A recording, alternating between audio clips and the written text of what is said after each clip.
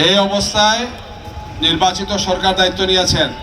গতকালকে সংসদের প্রথম অধিবেশন ছিল, দেখেছেন আপনারা। আলহামদুলিল্লাহ আমাদের স্টার্টিংটা ভালো হয়েছে, যদিও কিছু ত্রুটি বিচ্যুতি আছে। আমার দৃঢ় বিশ্বাস যে ইনশাল্লাহ সরকারি দল এবং বিরোধী দল দায়িত্বশীল ভূমিকা পালন করবে। আমরা প্রেসিডেন্টের বক্তব্যটাকে আপনারা দেখেছেন, আমরা আমাদের সংসদ সদস্যরা ওয়াকআউট করেছেন।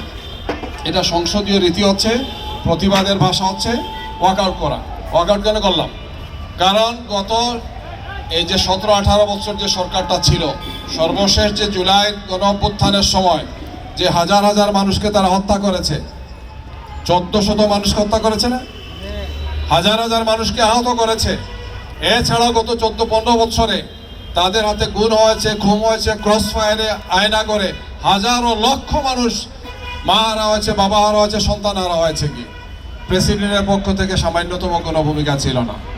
সুতরাং এই প্রেসিডেন্ট, আমরা মনে করি যে এই সংসদে তাকে নেওয়াই ঠিক হয় নাই। কি এই জন্য বিরোধী দলের পক্ষ থেকে আমরা সেটা প্রতিবাদ স্বরূপ ওয়াকআউট করেছিলাম। আমরা মনে করি যে এখন সময় এসেছে দায়িত্বশীল ভূমিকা পালনের। সরকারের দায়িত্বটা সবচেয়ে বেশি দায়িত্ব। জনগণ তাদেরকে ভোট দিয়েছে এবং তারা ক্ষমতায় গিয়েছেন, যেভাবে তারা ক্ষমতায় এখন আছেন। এখন তাদের দায়িত্ব হচ্ছে একটি সুষ্ঠু, সুন্দর, গণতান্ত্রিক বাংলাদেশ বিনির্মাণের জন্য। এবং এক্ষেত্রে গাড়ির দুটো চাকা ছাড়া যেমন একটা গাড়ি চলতে পারে না, ঠিক অনুরূপভাবে সরকারি দল এবং বিরোধী দলের যৌথ সমন্বয় লাগবে একটি দেশকে গণতান্ত্রিক প্রক্রিয়া উত্তরণের জন্য। আমাদের পক্ষ থেকে আমরা বলেছি যে আমরা দায়িত্বশীল বিরোধী দলের ভূমিকা পালন করব।